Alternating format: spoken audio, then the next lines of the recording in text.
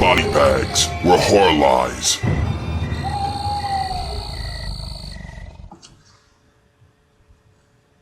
What's up, y'all? W Doubles at you again. Another week on the body bags. I just started out with a huge shout out. The man Moods did his 150th review, huge milestone, yesterday on Sunday, and with that, it was his last review for the body bags. And yeah, it's a pretty epic moment, man. I just have to send a big shout out to him. Appreciate letting me be a part of this thing. It's fucking awesome. He's passing the torch. Give the keys to Derek. Such a great guy. You couldn't leave it in better hands. Still got you and your horror movies and Laura. They've been holding it down for longer than I have on here. And got the New Blood retro slasher. Man, he's doing a great job. And I just love where things are going on here. It's cool that just to be a part of this thing, and it can always be a podium for horror fans alike to speak and review. But like I said, just a big moment. I had to at least mention it out because now the two founding fathers have left body bags. Of course, Justin, JP, the homie, and the other homie Moods 616. So, appreciate the hell out of them guys. That they influenced me even being on YouTube in the first place. So, hell yeah, y'all. Keep doing your thing. The podcast is killing it. Their channel's still the shit. So, check them out, y'all. So I had to get that out. But anyway, review for y'all this week. 1973, I believe. Don't Look Now. Starring Donald Sutherland, Julia Christie. Just a trippy film from the get-go, though. You can already see what you're see what you got in store for you, just with the imagery from the first 5 minutes of the film, and the score. It's haunting from the get-go. It opens with a tragedy. Donald Sutherland and his wife, Julie, they have an unfortunate drowning of their daughter.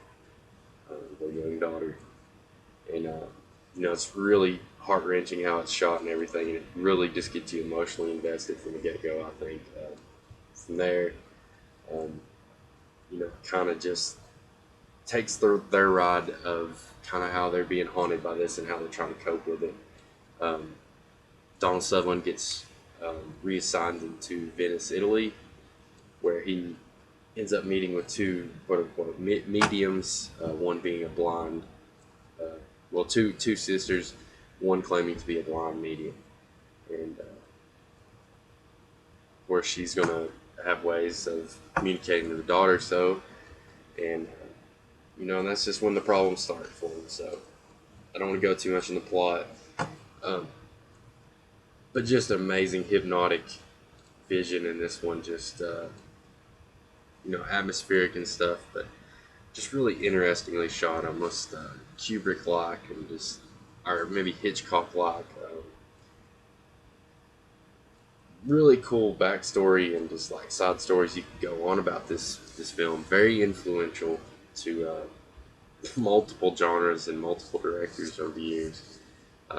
It has been referenced in numerous films. Just pretty iconic film when it comes down to it, and I feel like it definitely needed to have its place for this review on here. And I've actually not seen this film. I'd always heard about it. I'd seen it on top 100 countdowns, and I had not seen this film till more recently. So glad to finally own this one. As I say, this is the Umbrella release, Region 2.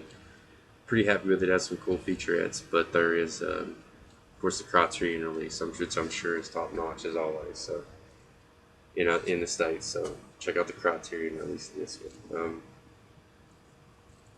But yeah, it's the amazing use of color, the reoccurring motive of red, and there's a lot of reoccurring motive of use of water.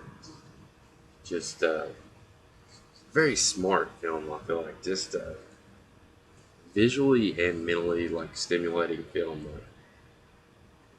So, I mean, I hate to say it, but it's something that's kind of can be a rare experience in a horror film sometimes. I mean, I love horror; it's my favorite genre, but sometimes it's not just the most emotionally investing. It's just kind of a fun thing, like you just sit back and enjoy it, kind of thing. But this is like one that really just pulls you in. Just a well-made film, you know, the way you look at it in any genre. I think horror, thriller, drama, however you judge film. Like I don't see how this couldn't be highly regarded to a lot of people.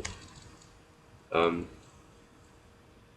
I'm never a guy to just float the mainstream in everybody's opinion, but this is one that I've really believed the hype with, and just kind of the backstory with it. It's interesting. Like I said, all the little side stories. It was a double feature release with The Wicker Man originally, which I couldn't imagine that would be two great uh, horror films to experience back to back. Um, But yeah, this I can't highly regard this enough. Amazing soundtrack and score, Late Sun. Um, Don't Look Now. Amazing British slash Italian horror film. I'd have to give it a 9 out of 10, y'all. Very high regards on this one. Please check it out. And as always, until next week, appreciate y'all watching. Peace.